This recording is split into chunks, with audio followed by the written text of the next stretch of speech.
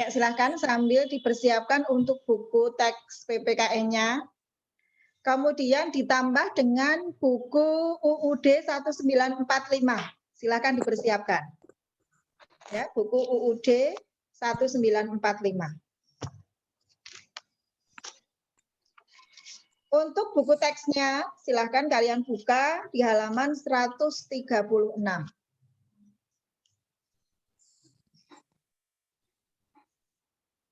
Oke, bisa kita mulai ya. Assalamualaikum warahmatullahi wabarakatuh. Waalaikumsalam warahmatullahi wabarakatuh. Selamat pagi semuanya.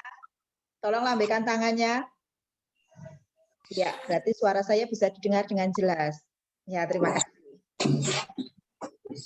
Ketemu lagi dengan Bu Yayu. Ini ya, masih dengan pembelajaran PPKN. Semoga suasana hati kalian hari ini juga semuanya sedang bahagia. Ya. Amin. Ya, dan tak lupa seperti biasa untuk memulai pembelajaran kita akan berdoa kepada Allah, mengucapkan rasa syukur kita yang telah melimpahkan berbagai macam rahmat dan karunia-Nya. Ya, sehingga kita bisa melaksanakan pembelajaran meskipun masih lewat daring, tetapi kelihatannya ini mungkin sebentar lagi ada angin segar ya Mbak Yusi ya. Bisa melaksanakan pembelajaran secara tatap muka meskipun masih tatap muka terbatas. Nah, pokoknya kita berdoa terus supaya bisa segera melaksanakan pembelajaran secara tatap muka terbatas. Kemudian kita doakan juga semoga teman-teman kita yang hari ini datang ke sekolah untuk memenuhi tugas-tugasnya juga diberi kelancaran ya. Mungkin karena kemarin-kemarin mereka agak lengah ya, agak malas untuk mengerjakan tugas terstruktur, penilaian harian atau PTS sehingga hari ini diminta untuk datang. Untuk hari ini adalah khusus mapel IPA, PAI, Pendidikan Agama Islam. Kemudian untuk Bu Yayu sendiri, mapel PPKN itu jatahnya nanti jadwalnya hari Sabtu. Karena itu kemarin di grup kelas, ya grup mapel kelas saya sudah share ulang untuk anak-anak yang masih memiliki tagihan. Sampai dengan, nah ini banyak sekali yang tanya, sampai dengan mana Bu? Sampai dengan tugas sebelum kalian PTS. Jadi untuk tugas 2 ke belakang ya, itu belum saya ikutkan di situ. Jadi yang tugas rekaman Sumpah Pemuda dengan yang kemarin 5 soal itu belum ikut saya tagihkan di checklist itu. Ya, baru sampai sebelum kalian PTS baru itu. Makanya di situ kan tugas terstruktur kemudian PH PTS. Bagi yang namanya ada di situ, ya, silakan segera dikerjakan, kemudian dikirim jawabannya ke Bu Yayu supaya untuk hari Sabtu kalian tidak perlu datang ke sekolah. Masih waktu. Kemarin di grup sudah saya katakan bahwa jawaban saya tunggu maksimal jam 12 hari ini. Share ulang untuk nama-namanya akan saya lakukan besok pagi. Jadi besok pagi baru saya share siapa saja yang harus datang ke sekolah untuk pemenuhan tugas. Selama itu belum saya share, kalian masih punya kesempatan. Ya yuk. Tugas strukturnya sudah saya berikan lagi, link penilaian harian juga sudah saya berikan. Kecuali yang PTS karena hanya 2 siswa, kemarin saya minta silakan japri. Ya nanti saya kirim soalnya. Yuk. Juga tolong disampaikan kepada teman-teman kalian karena sesuatu hal tidak masuk ke grup mapel kelas.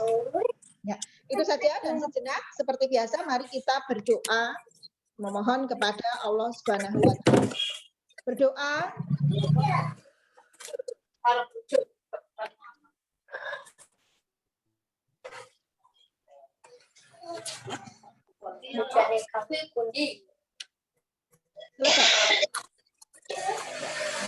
tolong yang mic-nya ini tuh. Enggak usah. Ya. Mic-nya tolong dimatikan dulu yang belum. Ya, suara yang ada di rumah kalian tidak sampai ke sini. Siapa tahu nanti itu ada suara-suara yang sifatnya rahasia, nanti Bu Yayu jadi tahu, teman-teman kalian jadi tahu. Ya, jadi di mute dulu, dimatikan dulu. Oke, sekarang kita lanjutkan ya. Kemarin kita sudah bicara tentang semangat ya, semangat dan komitmen kebangsaan para pendiri negara. Masih akan membicarakan hal yang sama ya.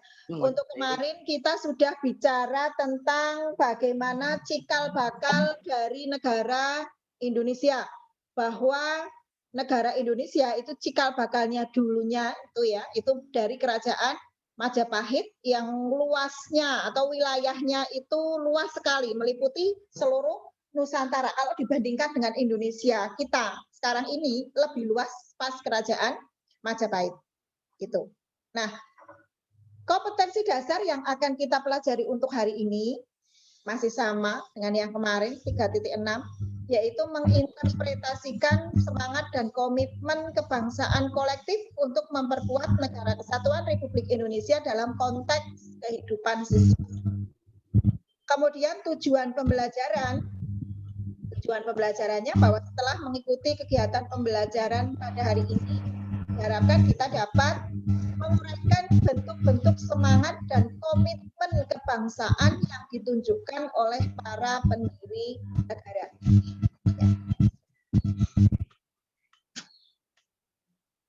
Nah, kalau kemarin kita sudah bicara tentang apa itu semangat, apa itu komitmen, ya. Jadi kita harus berkomitmen, bertanggung jawab, memiliki rasa tanggung jawab, kesadaran terhadap sesuatu hal atau untuk mencapai sesuatu hal, begitu.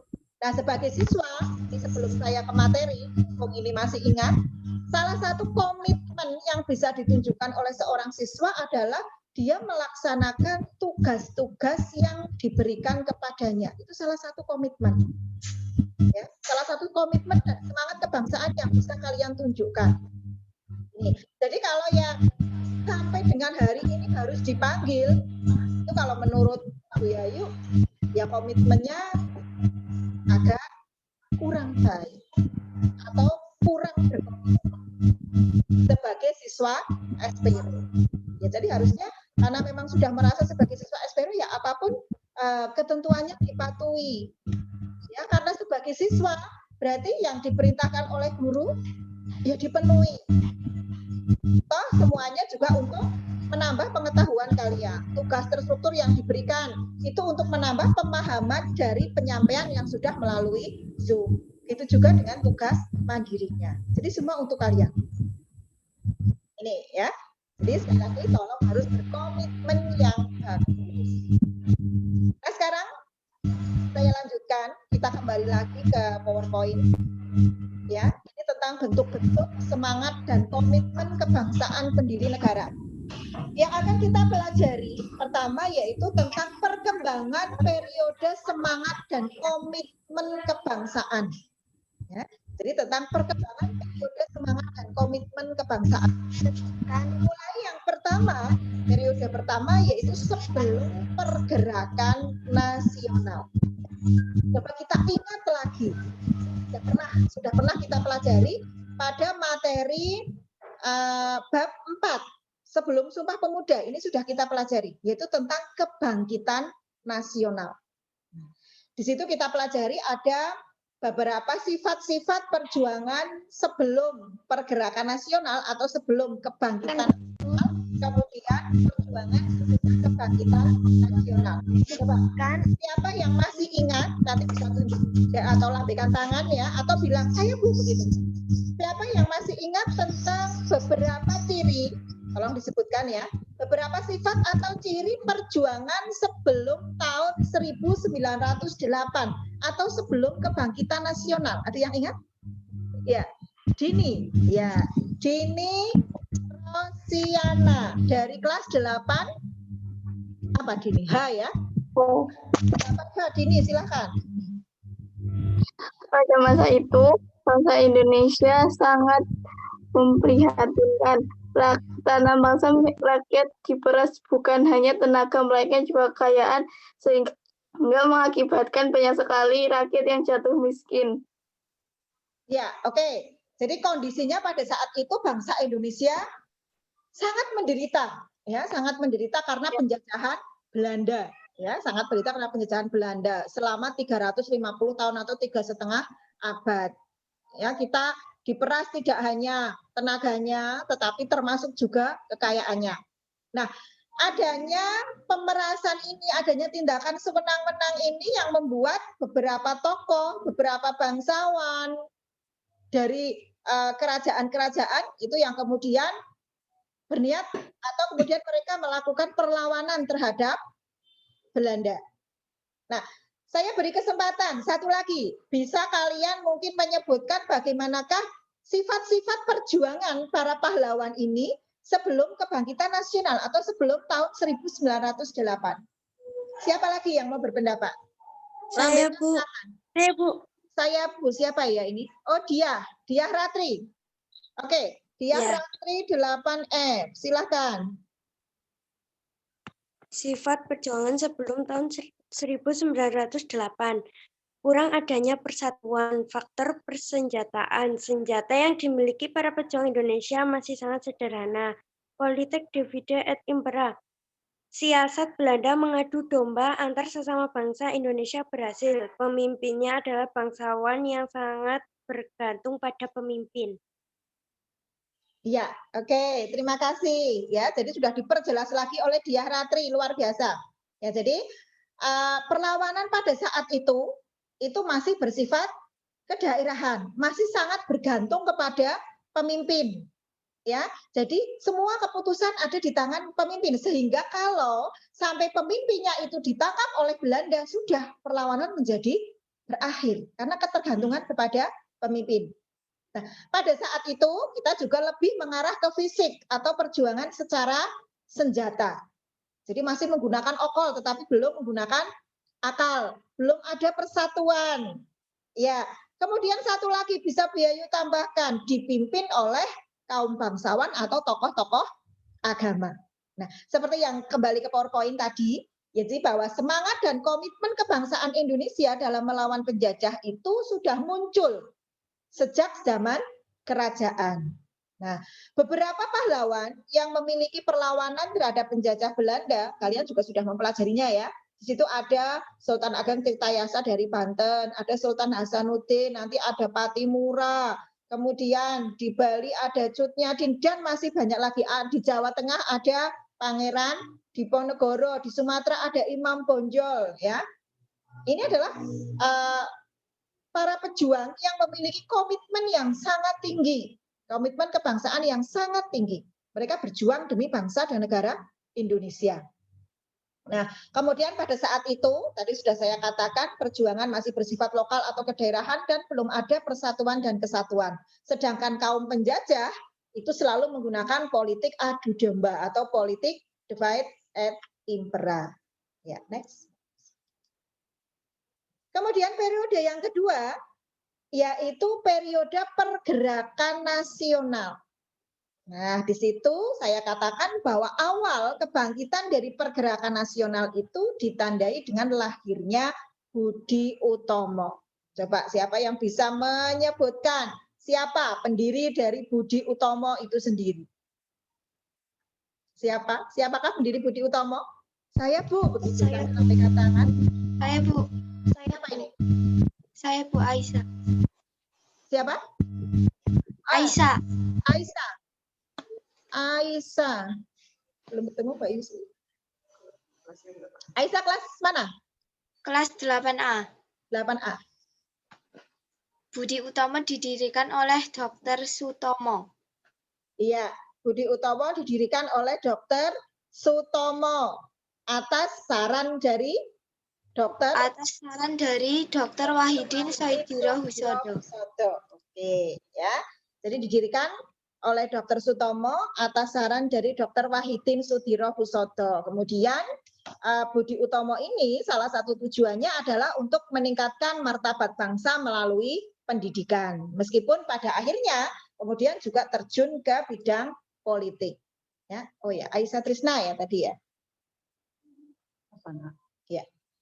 Kembali lagi ke PowerPoint-nya. Jadi sudah saya katakan di situ bahwa awal kebangkitan pergerakan nasional itu dengan didirikannya Budi Utomo. Ini sekilas saja karena kita sudah pernah membahasnya pada bab 4, yaitu pada tanggal 20 Mei 1908.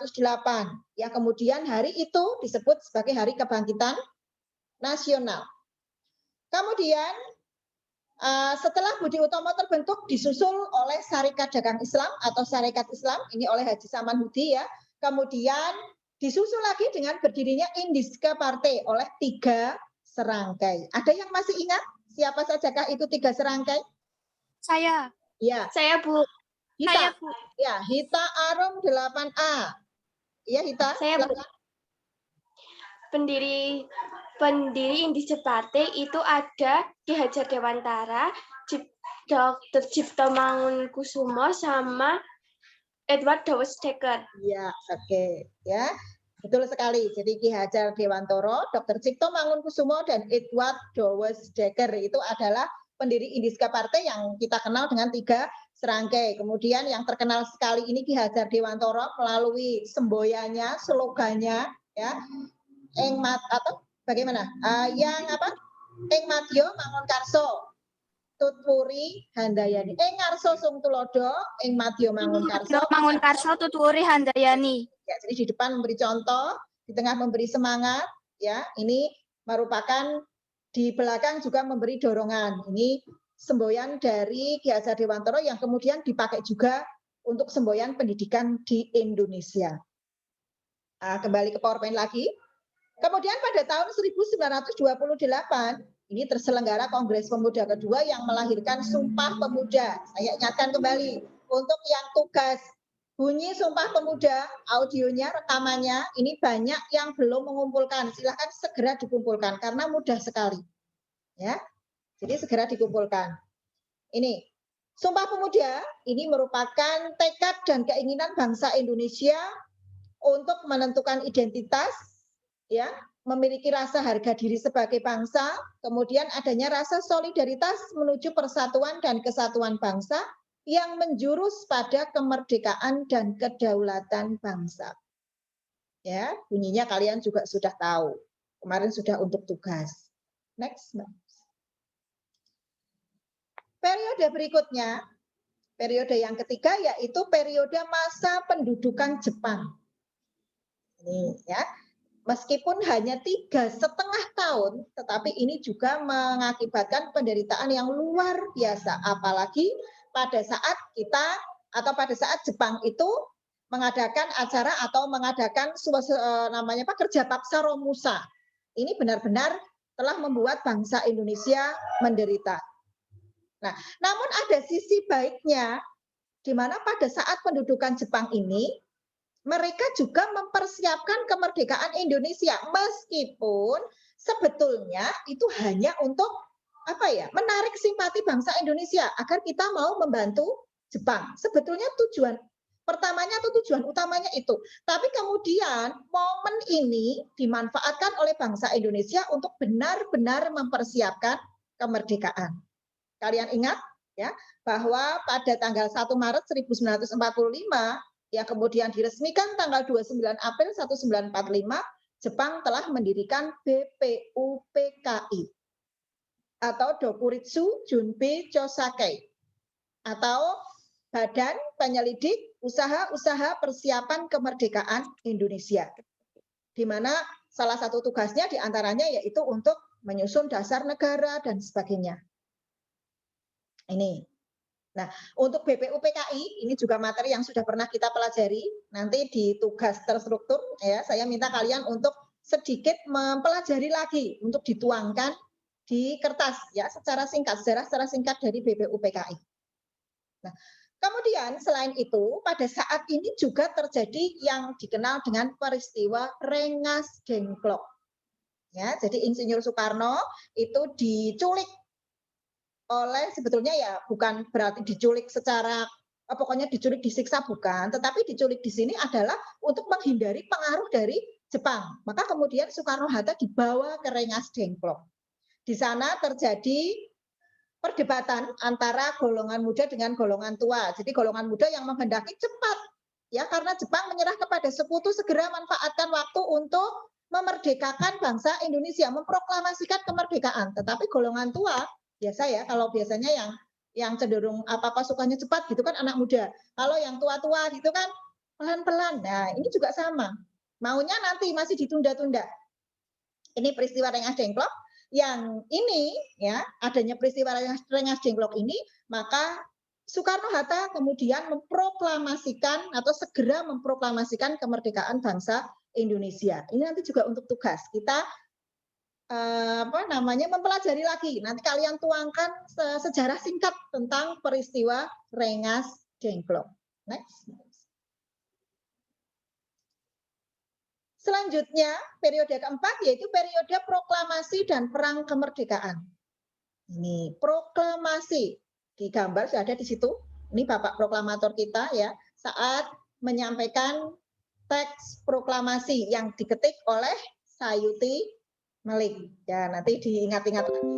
Kemudian pada saat proklamasi itu, untuk pertama kalinya ya, dikibarkan sangsaka merah putih hasil jahitan tangan dari Ibunda Fatmawati. Kemudian siapa yang mengibarkannya? Siapa? Suhud dan Latif Hendra Ningrat. Jadi ini hal-hal seperti ini silahkan sambil diingat-ingat, karena itu sejarah perjuangan bangsa. Nah, di sini pada tanggal 17 Agustus 1945 Indonesia memproklamasikan kemerdekaan. Apakah langsung diterima oleh Belanda? Tidak. Tentu saja Belanda menolak. Ya, karena Belanda baru mengakui kemerdekaan Indonesia itu pada tahun 1949, 4 tahun setelah Indonesia menyatakan kemerdekaan. Nah, selama itu mereka tidak diam saja. Mereka berusaha untuk merebut kembali kemerdekaan Indonesia atau untuk menjajah lagi Indonesia. Nah, saat itulah ya bangsa Indonesia kemudian bersatu padu untuk melawan mereka dari berbagai cara atau dengan berbagai cara. Baik itu melalui kontak senjata, melalui bidang politik ya ke Mahkamah Internasional, begitu juga melakukan diplomasi. Nah, perjuangan yang dilakukan ini kemudian melahirkan nilai-nilai kejuangan atau semangat berkorban demi bangsa dan negara yang kemudian dikenal dengan nilai-nilai 45. Kalian mesti sering mendengar ada semangat, jiwa semangat dan nilai-nilai 45. Next. Nah ini. Kemudian periode mengisi kemerdekaan berarti sampai dengan hari ini, ya, atau sampai nanti yang akan datang. Ini adalah periode mengisi kemerdekaan. Nah, setelah Indonesia merdeka, maka semangat dan komitmen kebangsaan rakyat Indonesia semakin diuji. Apalagi sekarang, ya. Biasanya orang kalau sudah merasakan hidup yang enak, itu gampang lupa. Kalau dulu waktu kita masih menderita mati-matian, kita berusaha keras untuk bisa sejahtera. Begitu sudah diberi kesejahteraan, biasanya orang gampang sekali berubah pikiran, gampang sekali melakukan hal-hal yang tidak baik.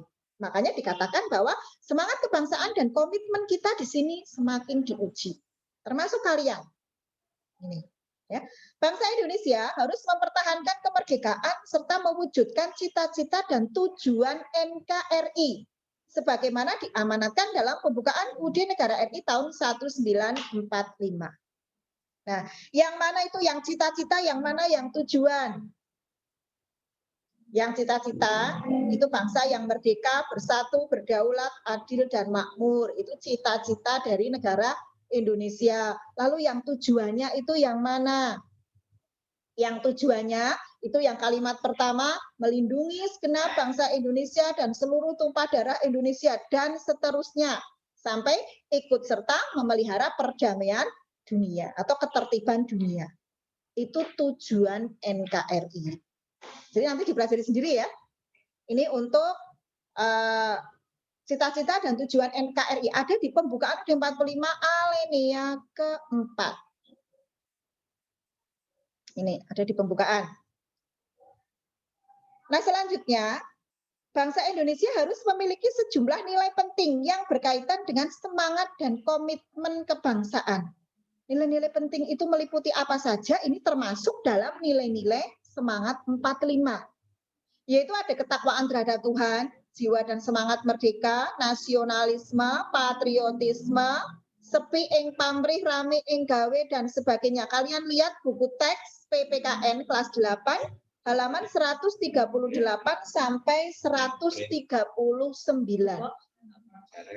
Ya, 138 sampai 139. Di situ ada beberapa nilai-nilai semangat 45. Halaman 138 terutama di situ. Ya, ada nilai ketakwaan, jiwa semangat merdeka, nasionalisme, dan seterusnya sampai dengan di situ ulet dan tabah menghadapi segala macam ancaman.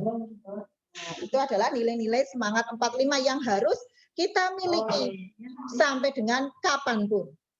Nanti coba. Ya. Next, Mbak Usman. Nah, sekarang kalian lihat untuk selanjutnya di sini adalah semangat dan komitmen kebangsaan untuk memperkuat NKRI. Nah, apa saja wujud dari semangat dan komitmen ini? Yaitu adanya kesepakatan bahwa kalian bisa melihatnya sendiri di situ, ya, bahwa Pancasila adalah dasar negara, bahwa lagu Indonesia Raya itu adalah lagu kebangsaan Indonesia, bahwa bendera merah putih itu adalah bendera negara, bahwa Garuda Pancasila adalah lambang negara. Ya, kesepakatan inilah yang merupakan wujud dari semangat dan komitmen kebangsaan untuk dapat memperkuat negara kesatuan Republik Indonesia. Next, Mbak. Kita lihat yang pertama di sini adalah Pancasila sebagai dasar negara. Apa itu artinya? Ini juga sudah pernah kita pelajari, yaitu Pancasila sebagai dasar untuk mengatur penyelenggaraan ketatanegaraan negara. Ya, jadi penyelenggaraan negara ini semuanya harus berpedoman pada nilai-nilai luhur Pancasila. Ya, next. Selanjutnya lagu Indonesia Raya. Ya, Bu Yayu harapkan kalian tidak lupa. Ini jangan-jangan syairnya kalian sudah lupa karena sudah berapa? Hampir 1 tahun ya, 1 tahun lebih ya. 1 tahun lebih tidak pernah menyanyikan lagu Indonesia Raya. Jadi nanti perlu ya kalau di rumah sambil rengeng-rengeng begitu tidak masalah. Nanti jangan-jangan lupa, wah masa siswa bisa lupa bagaimana menyanyikan lagu Indonesia Raya. Itu kan agak keterlaluan. Tapi bisa jadi loh. Mungkin juga ada yang sudah lupa bunyi teks Pancasila karena saking lamanya. Kalau pembukaan UUD 45 banyak sekali yang lupa, wong kalian ikut upacara saja bunyi teks pembukaan, banyak yang tidak hafal, apalagi sudah 1 tahun tidak pernah upacara. Nah, lagu Indonesia Raya ini ditetapkan sebagai lagu kebangsaan Republik Indonesia. Tertera di mana ketentuan itu ada pada UUD Negara RI tahun 1945 pasal 36B. Silakan dibuka buku UUD-nya. UUD 45-nya, pasal 36B. Lagu kebangsaan ialah Indonesia Raya. Nah, ini sebetulnya mau buat tanya jawab, tapi kelihatannya waktunya nanti terlalu molor. Kemudian ada juga atau tertera juga di dalam Undang-Undang Nomor 24 Tahun 2009. Ya, next. Selanjutnya bendera merah putih. Ya, merah itu berani, putih itu suci katanya. Jadi berani membela kesucian begitu ya, atau berani membela kebenaran. Dasar hukum bendera merah putih sebagai bendera negara itu juga ada di UUD Negara RI tahun 1945 pasal 35 yang berbunyi bahwa bendera negara Indonesia ialah sang merah putih. Ini next. Selanjutnya burung Garuda. Ya, burung Garuda. Ini juga kadang-kadang ada pertanyaan mengapa burung Garuda itu menghadap ke kanan? Kenapa tidak menghadap ke kiri?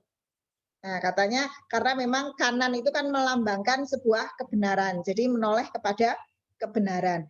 Kemudian mengapa jumlah di sini lehernya 45, mengapa sayapnya 17, mengapa ekornya 8 dan sebagainya.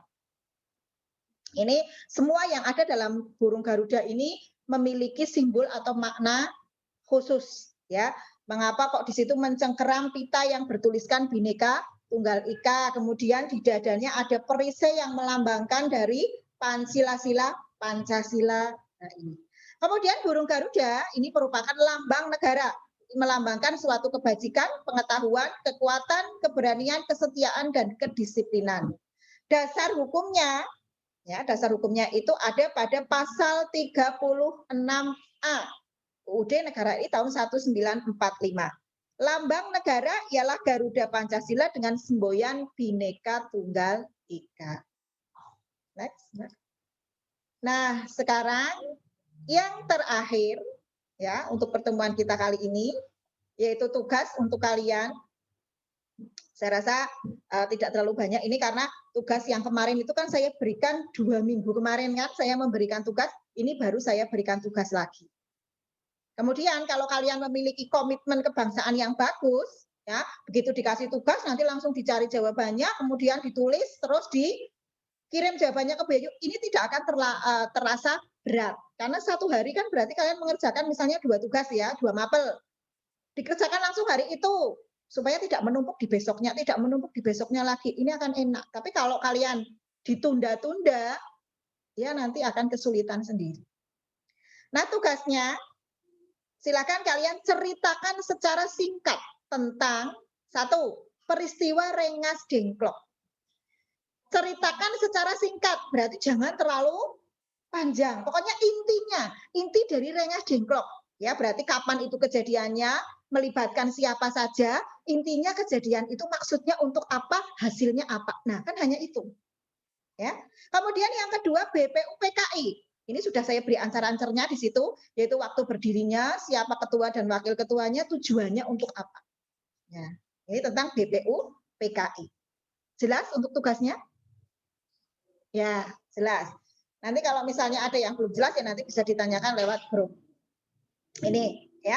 Kemudian untuk materinya, saya masih hutang PowerPoint yang minggu kemarin, ya belum saya share. Kemudian minggu ini nanti insya Allah saya edit sedikit, kemudian saya share ke kalian untuk materi yang lewat PowerPoint ini. Kemudian satu hal yang perlu saya sampaikan, seperti juga tadi sudah disampaikan oleh Pak Kirno, ya tolong kalian jangan apa ya istilahnya latah apa ya.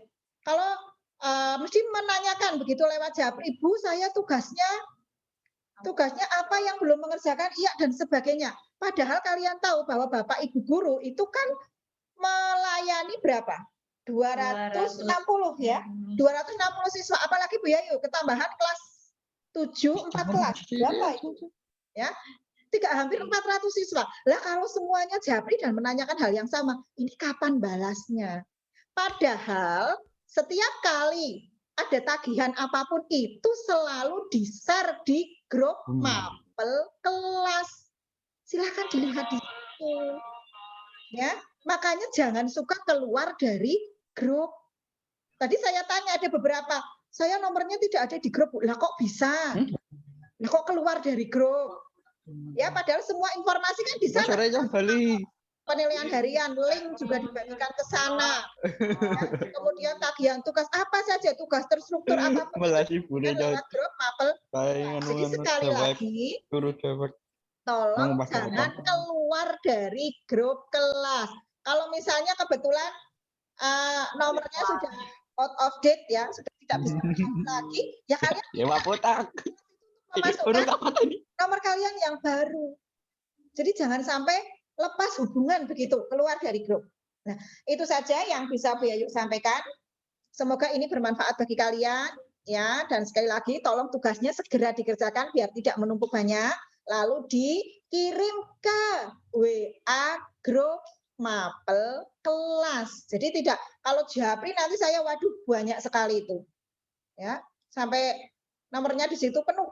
Apalagi kalau yang tidak, ya untuk tugas silakan nomor nama, nomor absen kelas juga yang jelas. Kalau di grup WA kelas sih kelas tidak begitu penting, tapi nama dan nomor absen tetap penting karena kadang-kadang kalian namanya di situ dengan nama asli kalian beda jauh. Ada yang di situ hanya wong deso gitu, ada yang begitu mengakuinya ya sebagai orang desa. Jadi wong deso, terus apalagi orang tanda tanya. Terus ada yang hanya gambar emoji orang tersenyum dan sebagainya. Itu kan, lah ini siapa? Kalau tidak ada namanya kan bingung. Jadi harus dikasih nama, kemudian nomor absen untuk memudahkan. Itu saja, sekali lagi, bagi yang kemarin masih memiliki tagihan tugas, kalau yang saya centang begini, itu tagihannya. PHTT, berarti penilaian harian belum, tugas terstruktur belum, tambah mungkin PTS-nya belum. Ini segera dikerjakan, lalu dikirim kembali ke Bu Yayu, ya, atau ke grup kelas.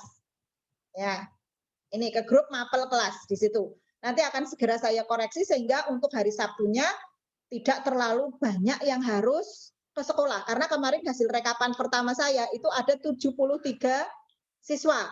Untuk hari ini kelihatannya sudah berkurang beberapa itu yang sudah mulai mengirimkan. Kemudian untuk PH-nya, linknya sudah saya bagikan lagi, masih bisa dibuka kalau yang kemarin belum mengerjakan. Ya, nanti diingatkan juga teman-teman kalian. Ini di situ linknya bisa dibuka. Jadi silahkan dikerjakan, jawabannya kirim lagi. Nanti saya buka lagi. Sudah siapa saja yang, atau tambahannya sampai berapa? Karena kemarin baru 175 dari 260 siswa. Berarti kan masih banyak sekali. Ini saja ya yang bisa saya sampaikan.